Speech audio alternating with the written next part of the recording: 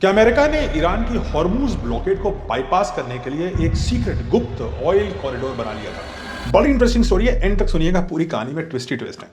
एक नई रिपोर्ट आई है रॉयटर्स के मुताबिक, और उसमें यह दावा किया गया है पिछले कई हफ्तों से गल्फ रीजन में एक विशाल ऑफशोर ऑयल ट्रांसफर ऑपरेशन चल रहा था सीक्रेटली।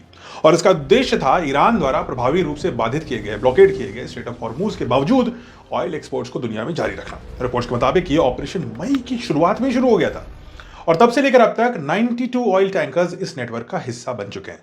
इनमें से कई ट्रांसफर्स यूएई के फुजैरा और ओमान के सोहार के पास ऑफशोर वाटर्स में किए गए। यानी इसको समझते हैं, यानी ऑयल टैंकर्स हॉर्मूज से सीधे गुजरने की बजाय समुद्र में ही एक दूसरे को कार्गो ट्रांसफर कर रहे थे, यानी ऑयल ट्रांसफर कर रहे थे। और यही इस ऑपरेशन को बड़ा ही असाधारण बनाता है। सैटेलाइट इमेज इसका प्रूफ है, और ये दिखाती है कि 11 जून को अकेले, सिर्फ 11 जून को 17 पेयर्स ऑफ वेसल्स एक साथ ship to ship oil transfer करते दिखाई दिए। अब मैं आपको समझाता हूं होता कैसे था। कल्पना कीजिए, रात के अंधेरे में दर्जनों ऑयल टैंकर्स हैं, खुले समुद्र में एक दूसरे के बगल में खड़े होकर के लाखों barrels of crude oil transfer कर रहे हैं। कैसे कर रहे हैं अभी बताता हूं। रिपोर्ट्स के मुताबिक इसके लिए छोटे छोटे टैंकर्स को पहले डेजिग्नेटेड मीटिंग पॉइंट तक पहुंचाया गया, फिर वो स्टैगर्ड फॉर्मेशन में, वहां से उन्होंने तेल उठाया और फिर स्टैगर्ड फॉर्मेशन में आगे बढ़ते गए, तेल लिए हुए, एक दूसरे से लगभग 3 किलोमीटर की दूरी बनाए हुए। बताया गया कि कई वेसल्स ने अपने ट्रांसपॉन्डर बंद कर दिया ताकि कोई भी सिग्नल उनसे बाहर ना निकले। उन्होंने अपनी नेविगेशन लाइट को भी ऑफ कर दिया या कम कर दिया ताकि उनकी कोई भी विजिबिलिटी ना रहे। उनकी मूवमेंट ड्रोन, हेलीकॉप्टर और सर्वेलेंस एसेट्स के जरिए मॉनिटर करी जा रही थी, और वहीं से उनको कंट्रोल कर रहे थे।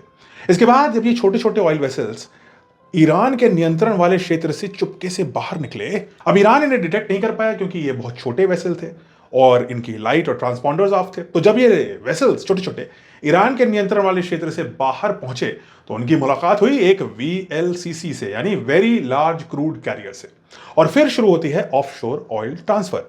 ये छोटे ऑयल टैंकर्स अपना जो तेल था वो वीएलसीसी में ट्रांसफर करते गए, और पूरे वीएलसीसी को भरने में 24 से 40 घंटे का समय लगा।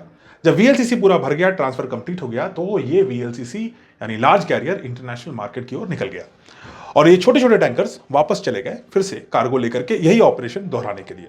यानी समुद्र के बीचों बीच एक फ्लोटिंग ऑयल लॉजिस्टिक्स की चेन बना दी गई। रिपोर्ट्स का दावा है कि इस पूरी व्यवस्था की मॉनिटरिंग कौन कर रहा था? यूएस की मिलिट्री। हालांकि अमेरिकन अधिकारियों ने यह कहा है कि हमारे सैनिक सीधे इस ट्रांसफर प्रोसेस में शामिल नहीं थे, लेकिन कहानी में एक बहुत बड़ा इंटरेस्टिंग मोड़ है। याद है आपको, कुछ दिन पहले ईरान ने एक अपाचे हेलीकॉप्टर को मार गिराया था, यूएस का।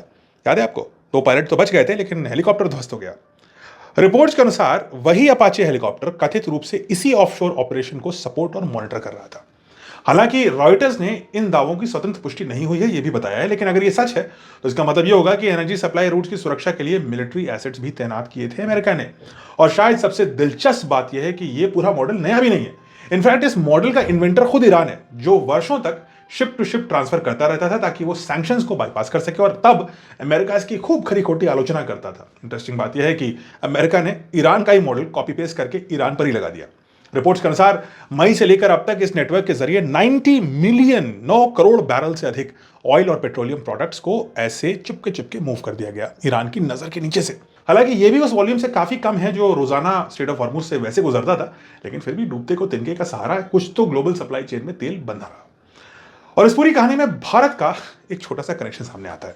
रिपोर्ट्स में एक उदाहरण दिया गया है जहां लगभग 2.3 million barrels Kuwaiti crude offshore transfer होने के बाद सी रूबी नामक एक टैंकर में लोड किया गया, और बाद में वही वेसल भारत के साउथ वेस्ट कोस्ट के पास ट्रैक करी गई चाइना की ओर जाते हुए। यानी ये नेटवर्क सिर्फ गल्फ तक ही सीमित नहीं था, इसका असर पूरे एशिया के एनर्जी फ्लो पे पड़ रहा था। अब जबकि अमेरिका और ईरान के बीच पीस एग्रीमेंट की बात हो रही है, तो सबसे बड़ा सवाल यही है, अगर स्ट्रेट ऑफ हॉर्मूज वास्तव में पूरी तरीके से रीओपन होता है तो क्या ये ऑफशोर ऑयल नेटवर्क बंद हो जाएगा, या फिर एनर्जी कंपनी इसे एक बैकअप रूट के रूप में जारी रखेंगी? क्योंकि इस ऑपरेशन में एक बात तो साबित हो गई, दुनिया के सबसे महत्वपूर्ण चोक पॉइंट पर संकट आने के बाद भी ग्लोबल एनर्जी ट्रेड परमानेंटली या फुली नहीं रुक पाया। सब ने कुछ ना कुछ नया रास्ता तो ढूंढ लिया।